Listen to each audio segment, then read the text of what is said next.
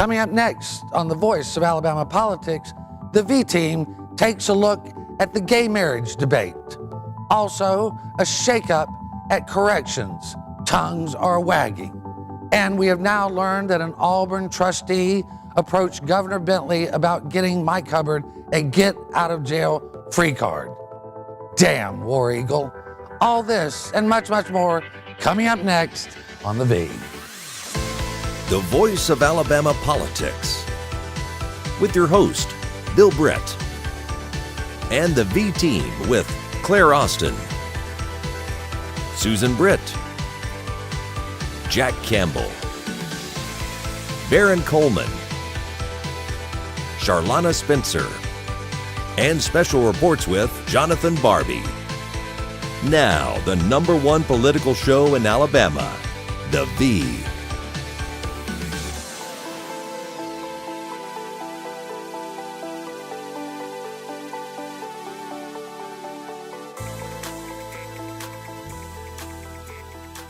Welcome to the Voice of Alabama Politics, where we tackle the tough issues so you have the hard facts.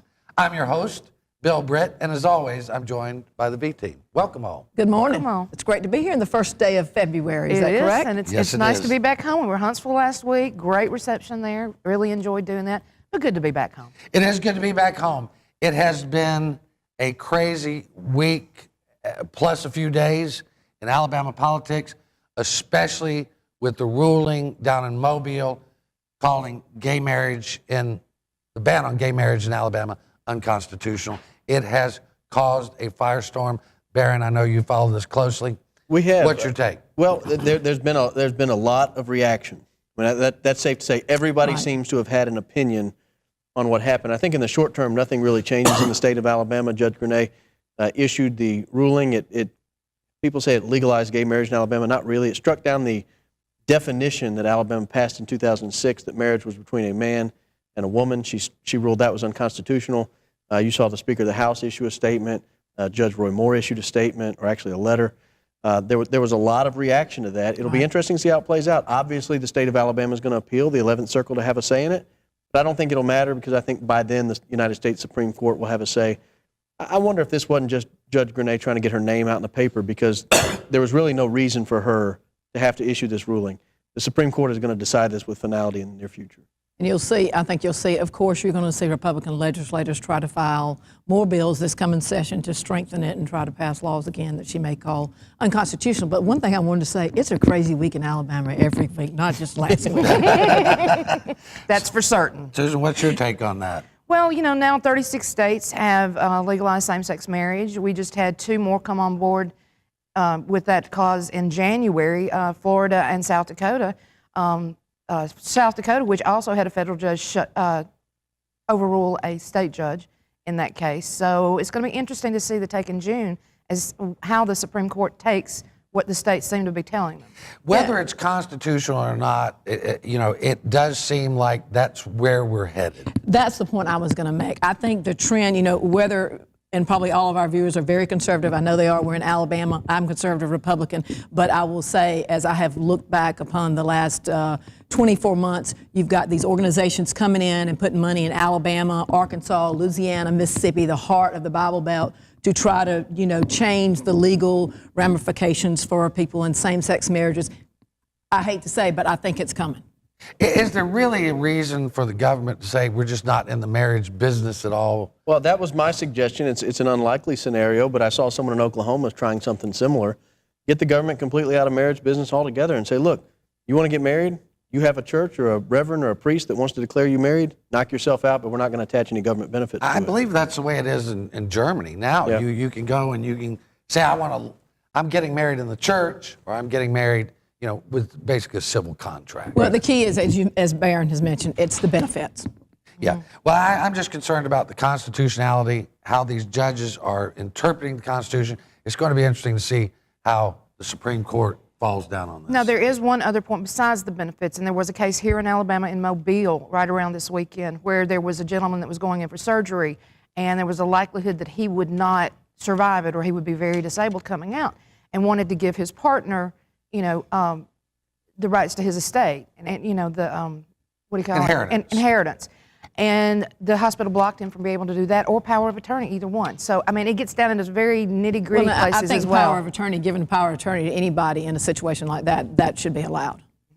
Well, it's not an issue that's going to be swept away lightly. It is a firestorm. It's going to continue to be that way here and across the country.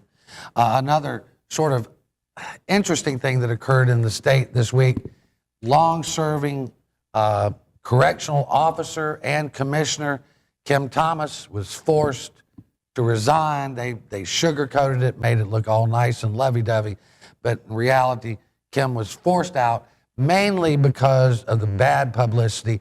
I mean, our prisons have been broken for decades. It was not Kim Thomas's fault. You have covered Kim Thomas over the years. What's your thoughts on this? Yes, this pressure on Kim Thomas is nothing new. I've watched him go through it for several sessions, back to back, where he's in the State House with the legislators. I mean, he could sit up in his own little chamber and let somebody else in it, but he doesn't. He's down there on the ground trying to work with these guys. So this pressure didn't just come in the last couple of weeks. This has been going on for at least 3 years. And remind the viewers, Ken was also the general counsel for the agency prior to becoming the commissioner. So he's been in the trenches, has been dealing with this with many commissioners for a long time.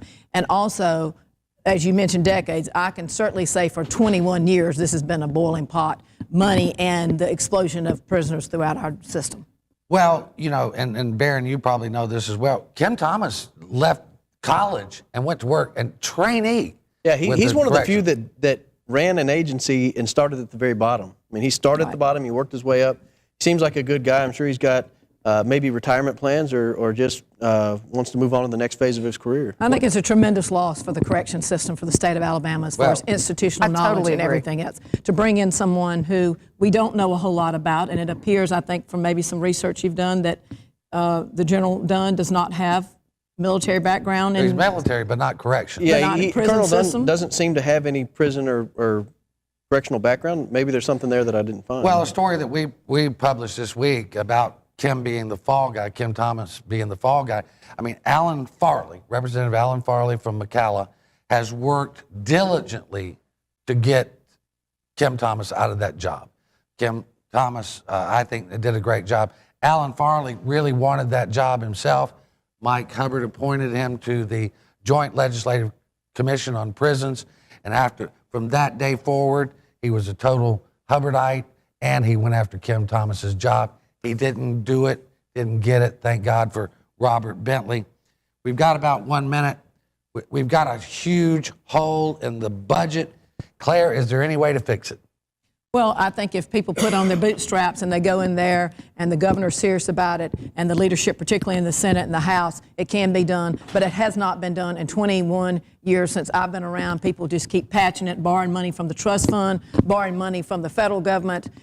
Somebody's got to get in there and make this happen. But I think, as Arthur Orr has mentioned, let's look at some of these incentives out there that they've given for industries for 20, 30, 40, 50 years. Let's look at some of these incentives we've given for auto manufacturers and other people that have been in the state for 20-something years. Let's pull some of this back and get people paying taxes. Susan, we got about 30 seconds. What's your thoughts? I know that the voters are not going to go for going after the rainy day fund again. They've just gone after it too many times lately. There's no dipping there. If they continue to dip into that to solve this, then we're not going to have any interest to fund the general fund with. I think he has an idea. $1 a pack cigarette tax, hole fixed overnight, and we move on with our business. I'm all for it. Raise cigarette taxes and get us out of the hole. Sounds good to me. You're watching the voice of Alabama politics. We'll be right back with more news and analysis. Stay tuned.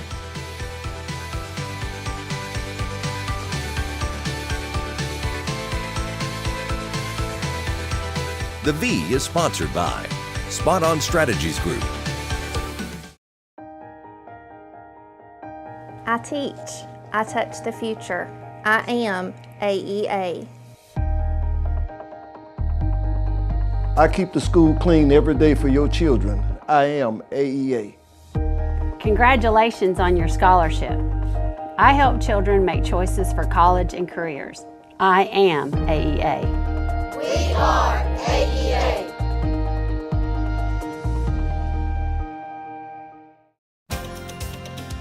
Welcome to Alabama's newest entertainment destination, Wind Creek, Wetumpka.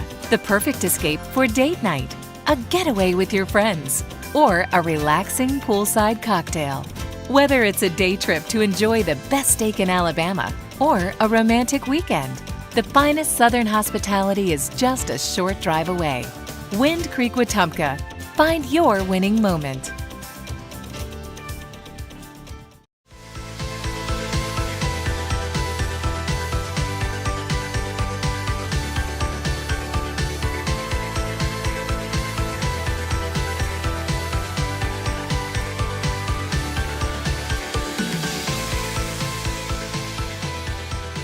Welcome back to the V, the voice of Alabama politics. We're joined by Jack Campbell. Welcome, Jack. Good morning. Thank you, Bill. We're so glad to have you this morning. Good to see you, Clarine, Barron. One of the things that came up during this discussion on gay marriage, it was particularly pointed out on social media, is this idea of family values. I know that Speaker Hubbard talked about family values, caught a lot of heat for that. I think someone said they couldn't hear his family values over the 23 felony indictments. Patricia Todd came out and talked about them. And Representative Dario Melton, who is the head of the Democratic caucus in the House, said that we should remember all of Christ's values and not just some of them. And what he was talking about there, Jack, was feeding the poor and helping the homeless and that type of thing. But this has been a big issue among this, over the gay rights issue or the gay marriage issue, hasn't it? It has, and what Patricia Todd said, and a lot of conservatives got upset, was, look, if you're going to wave the family values flag, you better not live in a glass house. And I think what she's saying is some of these elected officials waving the Bible in one hand with their girlfriend's phone number in the other, and with their girlfriend out in the car at dinner with them, you mean here in Montgomery? Well, yeah, that's what we see. I don't see that That's back the Paul home. Harvey rest of the story.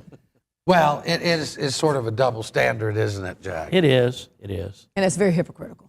Well, there's been a lot of publicity. I think that, I'm a big proponent of, if you're going to preach the gospel, preach the whole thing. What do you think, Barron? Well, I know Patricia Todd's taking a lot of heat, and while I'm not in favor of outing people who don't live up to the standards they preach, I don't think it's an unfair thing. If they're going to say, I'm a big family values guy, and they're going to have their wife and children in their commercials as they run for office, and they're going to put them on their printed material and mail them to your house, and they got a girlfriend or they're having some sort of adulterous affair, and then they're going to get upset about gay marriage and say family values, family values, family values, they better live up to the standard they're claiming, or someone's going to call their hand on it one day. Yeah. Well, that's true. And I think Representative Melton had a great issue when he said, let's live by all the values.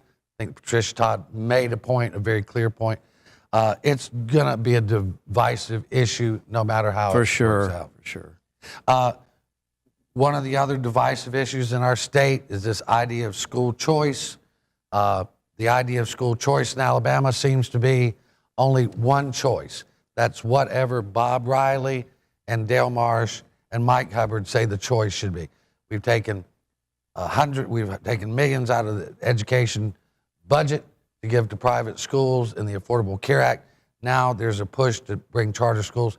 There was a big march this Wednesday in Montgomery. They said they were going to have about 2,000 people.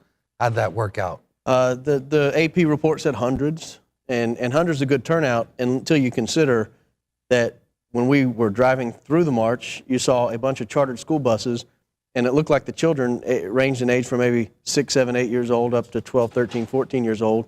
A 6-year-old doesn't know what they're doing. They're being used.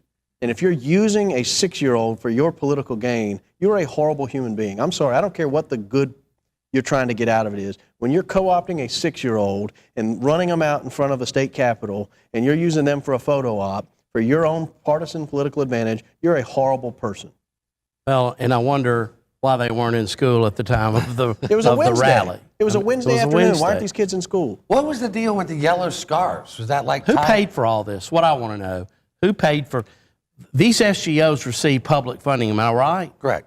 Did taxpayers pay for these? I saw like 8 buses that had to be chartered, and that wasn't cheap. And all the kids wearing these yellow shirts. Who paid for all that? I'm assuming it was state money That's that was what I'm given saying. to the SGOs and gone into the coffers that they're being administered by so they're Governor lobbying with state tax money. Absolutely. Well, I mean, this is a $8 billion industry. I mean, most of the people that are involved in school choice are involved in multi-million-dollar investment banks. I mean, that's where the real money here is. People wanting to make dollars. Look, Bob off Riley of doesn't us. fool with it if it doesn't have the Midas touch. Let's face it. If it isn't money for him and his friends, he doesn't do it. He won't just ride off on a white horse into the sunset like other honorable governors have done. He's out there to get rich. Well, he's certainly making a few dollars. Very well stated, Yeah, Jackson. he's certainly making a few dollars. I don't think they had the turnout, but you saw Dale Marsh, Mike Hubbard, a lot of those guys were there. They're going to pass these bills, aren't they? Oh, yeah, the bills are... I don't know how they're going to pass charter schools. You got a different House than you had last time. You got some more rural Republicans that are not in the Mike Hubbard camp because I help elect some of them. They're not going to be for charter schools, and it failed last time. Yeah. So, Well, it'll be interesting to see. I mean, I don't know what AEA is going to do about it, but there's a lot of stuff They'll going get on some there. bills passed, and they may have to change a few under some threats that folks won't vote for it, but something's going to pass. You know that. right. Well, I think they will. One of the interesting stories of the last couple of weeks, and y'all have talked about it on your radio show, we've talked about it a little bit here, the Speaker of the General Assembly of New York was indicted for 5 counts of felony public corruption.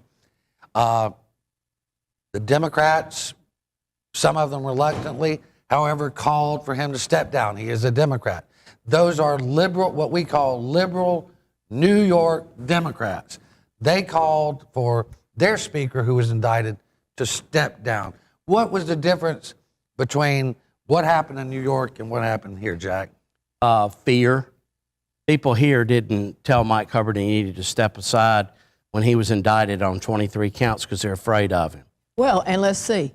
The speaker in New York has 18 less counts than the speaker in Alabama. Once again, I would say that's a little I don't egregious. know the New York speaker, but he ain't no Don Corleone like we got here. Well, I thought it was interesting, Barron, that the New York Times called for Silver's resignation within 2 hours of the indictments. Yeah, I think one of the advantages the New York Democrats had, and I think probably the biggest difference between what happened in New York and what happened here in Alabama, New York, it happened on the day of a legislative session day. They were in legislative session that day. He couldn't go around the state. He couldn't make phone calls and rally his people all over the place. They were all in one building, and the media was all there. And it's New York. Their media is larger and frankly has more courage than what we have here in Alabama. And the idea of him sitting on that bench the very day these indictments came down would have been such a miserably poor visual. The optics of that would have been awful. And this happened in Alabama in October, several months in advance of the legislative session. Hubbard had plenty of time to rally the troops before it ever really mattered. And I think that's probably the primary difference between what happened in New York and what happened here. But what's wrong is wrong, and indictments are indictments. And once again, as I have said before, this has happened in South Carolina, North Carolina, and Indiana, and top leaderships or pro tem positions, and everyone has stepped down except for us in Alabama. This is a black eye, I'm sorry, for our state. We're going to leave it there. We dare to defend our politicians who are crooks. That seems to be the case in Alabama. You're watching The V, the voice of Alabama politics. We'll be right back after this commercial break.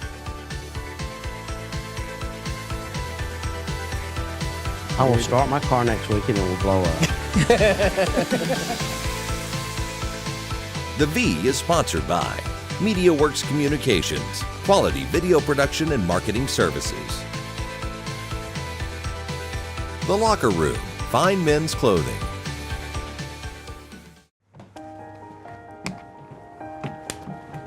I make sure to get your kids to school and home safe every day. I am AEA. I make sure your child receives a healthy meal each day. I am AEA. Thank you, AEA, for protecting our public schools and our futures. We are AEA.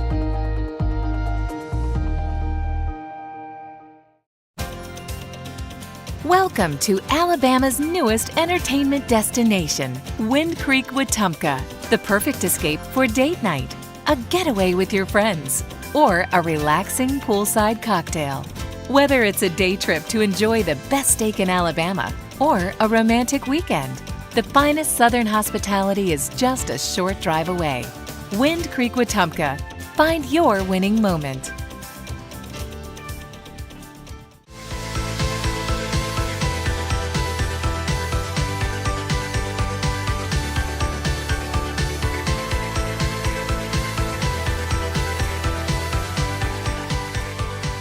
Welcome back to the V, the voice of Alabama politics. This week, ALReporter.com, we reported that Auburn Board of Trustee member and financial donor to the GOP, Jimmy Rain, we can now confirm, approached Governor Robert Bentley and asked him to kill the investigation against Mike Hubbard. There was some suggestion of funds to be made available for Governor Bentley's inauguration. He had given Bentley $90,000 previously. This is a very, very stinky situation. Auburn grad over here. Extortion, egregious, in my mind. If this is true, this Embarrassing. is a terrible thing. Yeah, it's wrong. It's very disconcerting, and it makes you very uncomfortable as a public citizen, particularly with Governor Siegelman sitting in jail over a very, very similar scheme. Kudos to Governor Bentley for not giving in. For cash, I would never think the governor would do such a thing. Bentley's But not like, the fact he's not that- that kind of man. The fact that somebody would even approach him in that manner, I don't care how close, how you beat around the bush and try to massage the words that you're not violating any laws, it stinks to high heavens. Consider Rain- the source. Consider the source. He's been named. Well, Jimmy Rain might be a smart businessman, but he's a dumb idiot if he's a politico to try to bribe the governor of Alabama, Robert Bentley, because that ain't going anywhere. I'm just telling you. Well, Mike Hubbard went to Bentley and asked him to quash this thing. Then Jimmy Rain went to him. I mean, how is this going to set with the Auburn Board of Trustees? This guy is like the main trustee. He's the Bobby Louder today. Well, it's very interesting. If the speaker's not done anything wrong, why is he going around getting all these people to try to get Here's the the guy that governor wants involved? this to go to trial, and let's get this over with. You know, I'm ready. I'm ready to go. And does he not realize that the Attorney General's office is the one in charge of this, not the governor? But the governor would never do something like this anyway. Well, they used this ruling that was given to Bob Riley where they said that he was the chief magistrate and that if he saw the Attorney General wasn't handling the case properly or such and such, he could come in and quash this thing. That was basically Bill Baxley's argument that the jury was, the grand jury was improperly impaneled, right, Barry? It was, and it goes back to the bingo task force. Yeah, the bingo task force, where Troy King was viewed by Bob Riley as not effectively pursuing bingo in the state of Alabama, and Bob Riley wanted to take it over. They had a legal dispute, and the Supreme Court sided with Bob Riley, and they were trying to use that exact same precedent to get Governor Bentley to take over this investigation and kill it. Well, you got two different attorney generals. You got somebody like Luther Strange, Troy King. You've got a governor like Bob Riley who would absolutely step in and do something like that. You've got a governor like Robert Bentley who would not, because he trusts the attorney general that the people of the state of Alabama elect. Jimmy Rain potentially could be in some problems. Well, I would think so. If Richard Scrushy's in jail, then Jimmy, you better go sell a lot of wood. He's the yellow feller, you know, he's got that wood deal. And he's got high-paid lobbyists. They should be giving him better advice Looks like than he's got a this. little batch of termites going on right now. Well, it's just hard to believe that, you know, the public face is we weren't under investigation. They were telling us that back in 2013. Then we find out they knew all along. You know, Bill Baxley made this argument. We hear that Rob Riley actually had some communication with the governor or governor's staff. And other sources and other lawyers. Trying to get Bentley to quash this case. I mean, this is just diabolical, I think. Okay, speaking of, this is not on the agenda, but I will have to say, and kudos to Alabama Political Reporter. I know we're all on the show. Y'all are in the TV business. But the Washington Post, major newspaper in the United States of America, listed out the top political reporters throughout the United States of America. And Alabama Political Reporter, you and Susan Brett and your staff were named that for Alabama, and I think that says a lot. For an hour and a half. Yeah, I was going to say, it didn't last long. It became apparent very quickly, and I'm not sure how it happened. The rumors are out there. Someone made a call, this, that, and the other. But at some point between about 9 and 10 a.m. on the day that they released and said you were the top political reporter in Alabama, they retracted that and said, in fact, it's these other 6 people. Well, if you ever wanted a roadmap to who is the bought and paid for media in the state of Alabama, it is the 6 people who ended up on there. There's no other explanation for how you got removed and those particular 6 got added. Well, I won't say Phil Ross because I've known Phil Well, a he's long retired. time. He's retired. Yeah. Well, I really didn't want to bring this Well, up, but but- I well, no, you appreciate it. didn't. But people, let's face it, the last 2 years, I mean, everything that y'all have written has come to fruition in the state of Alabama with these investigations and with these people stepping down from public office. Nobody had the courage and nobody had the guts to report it, and y'all did. Y'all were named, and then once again, And then when politics in somebody Alabama who starts works, spinning. we understand, for a congressperson, made a phone call, that got changed within an hour and a half of being up, because I've seen the screenshot of it where you were named. Yeah. And then I read the article that came out clarifying why your name was removed, which is insane. Well, I told Susan, we got a text and somebody let us know, and I said, "You won't believe this." She said, "Yeah, nobody will believe it in an hour." So, You know how politics and corruption works in I mean, Alabama. well, it's just the most amazing thing that we've ever seen. When we came down here, of course, we've been in the news business 20 plus years.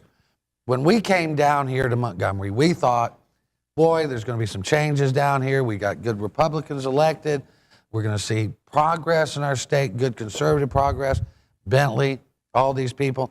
And I got to tell you, it's been the most disappointing 3 years of my life in so many ways, because the corruption is so systemic. And unless the leadership goes, we're never going to change it. All right, let's talk about what happened up in New York and the news outlet there that seems to be a sister outlet to AL.com. Right, I read something about that. Syracuse.com. They called for the speaker in New York to step down immediately. So did the New York Times, so did the Poughkeepsie News. But the company that Advanced Publication, they own AL.com, they called for the speaker to step aside with the strongest of terms. They actually called Well, the for only him to people in resign. Alabama that called for our speaker to step aside was your publication, Alabama Political Reporter, and the Dothan Eagle. No one else has said a word. Well, and I got a call the other day from Art, who runs the Millbrook Independent. He has now called for Hubbard's resignation as well. All a little too late, right, Barron? It is, and it's disappointing, particularly for AL.com. The way they did Don Siegelman, and I'm no Don Siegelman defender, get that right out there, but the contrast in the way Mobile Press Register covered Don Siegelman and the way they've covered Mike Hubbard could not be more stark. Well, to me, these newspapers are running on a treadmill with the Grim Reaper right behind them. We're going to have to leave it right there. You've been watching The V, the voice of Alabama politics. You can catch us every day on alreporter.com and every Sunday on your ABC affiliate throughout the state. Thank you for watching and have a blessed Sunday. None of our cars will start.